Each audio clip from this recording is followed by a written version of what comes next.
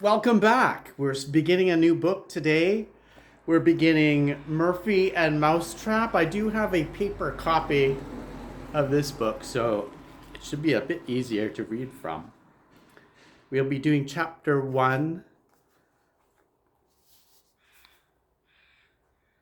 Murphy plunked his school bag on the hall floor and stuck his hand in his pocket. He rummaged through the stones he had picked up on the way home from school until he felt the apartment key on its loop of string. Mom had made him promise to wear the key around his neck so it wouldn't get lost, but it tickled when it hung against his body, and it strangled him when he pulled his sweatshirt over his head, so he had stuffed the key in his pocket. He slid the key into the lock and jiggled it back and forth until the door opened. "Hey, Mousetrap, I'm home," Murphy called. He walked through the living room to his bedroom and threw his coat and bag on the bed. "Mousetrap, where are you?" Murphy said. He placed his hands on his hips like Mum did when she really meant what she was saying. "I'm coming," he called. He kicked off his shoes and walked softly on his toes. "I'll find you." Each afternoon after school, Murphy and Mousetrap played the same game. As soon as Mousetrap heard Murphy open the door, he ran to one of his favorite hiding spots. When Murphy called, the cat stayed perfectly still. Every afternoon, Murphy stood in the living room, hands on his hips, acting as mad as he could muster. Then he tiptoed from room to room, peeking in corners and closets and cupboards. "I'm coming, ready or not," Murphy said in his sternest voice. He slipped into the bathroom, pulled back the shower curtain, and peeked into the bathtub. It was empty. He tiptoed back into his bedroom, lifted the corner of his bedspread, and peeked under the bed. He checked around the books stacked under the computer table and glanced behind the computer monitor. That was Mousetrap's favorite sleeping spot. He loved to lie next to the warm screen.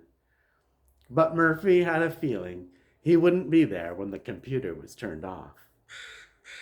"You little sneak," Murphy called out. Sometimes, like today, Mousetrap picked such a good hiding spot that Murphy had trouble finding him. Although Murphy liked the game, he got a lump in his throat when, after a few minutes, he couldn't find his cat. He worried that one day Mousetrap might not be there. Could Mousetrap have found a way out of the apartment? Could he have climbed out the window and wandered off? "Come on, Mousetrap," Murphy called. This time he had a quiver in his voice. "I know you're here." Mom's room was next. As he entered, he thought he saw the edge of the bedspread twitch slightly. Murphy tiptoed across the floor and lifted the bedspread. Mousetrap's thick, fluffy white tail sprang out from under the bed. Murphy dropped to his knees and gathered up his cat. "I got you," he said. He buried his face in the furry ball. "Good hiding spot." Mousetrap was just as happy as Murphy when he was finally found. He rubbed his soft face against Murphy's cheek and climbed up onto his shoulders. He curled around Murphy's neck and hung on as Murphy went into the kitchen and made a peanut butter and jam sandwich.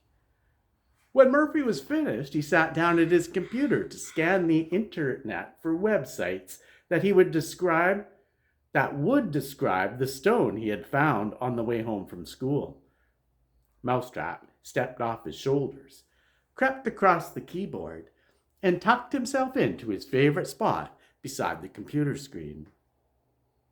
Murphy dug in his pockets and pulled out a handful of stones. Dirt, leaves, and sand spilled onto the floor as he laid the stones in a row on the computer desk.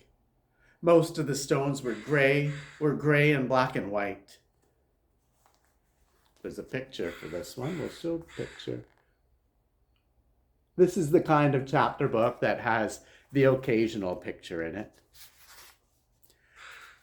But when he had passed the park that afternoon, He had wandered up the path instead of staying right on the sidewalk, as he had promised.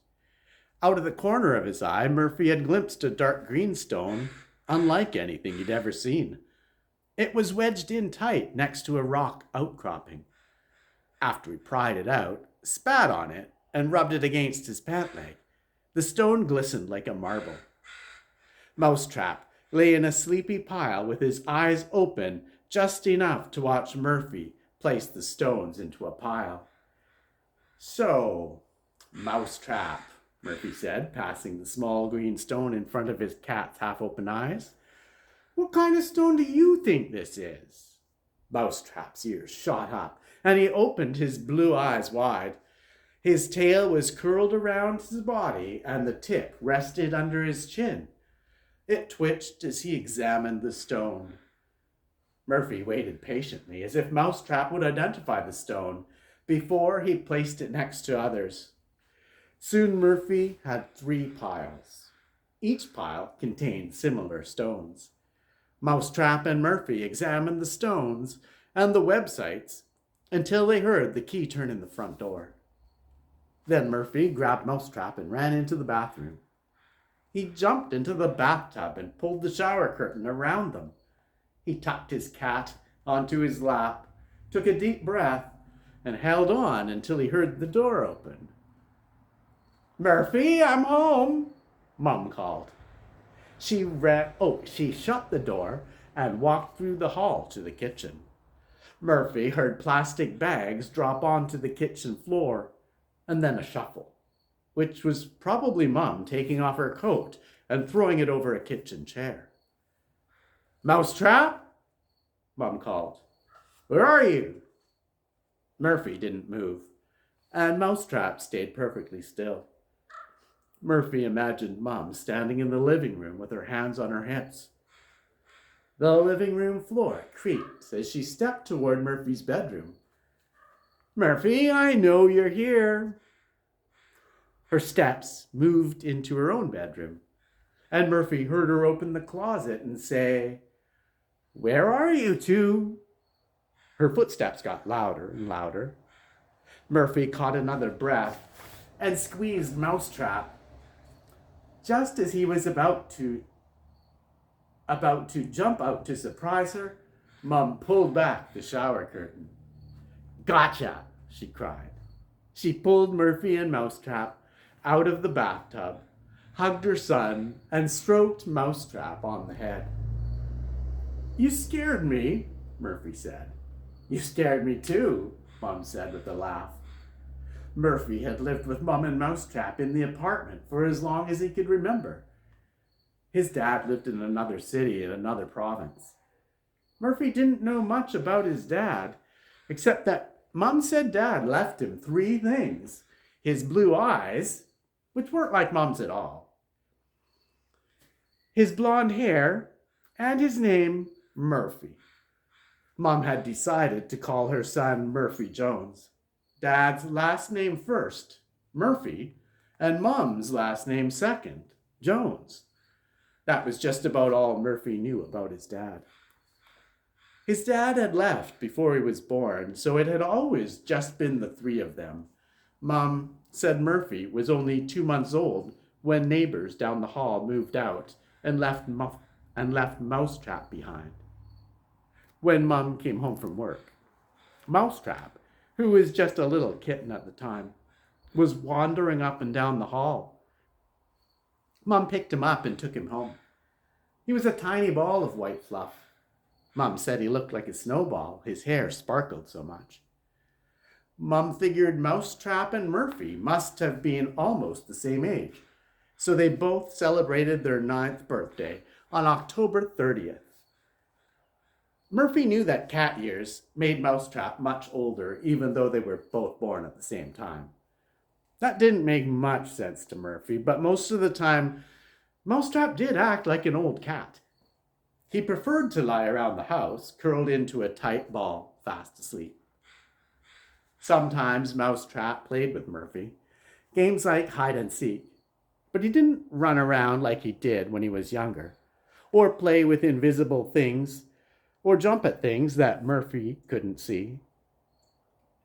Murphy, come and set the table, Mum called. Supper was hot and steamy on the stove and smelled like fried salmon. Murphy and Mousetrap's favorite. Mousetrap stayed at Murphy's heels as Murphy walked back and forth with plates and knives and forks.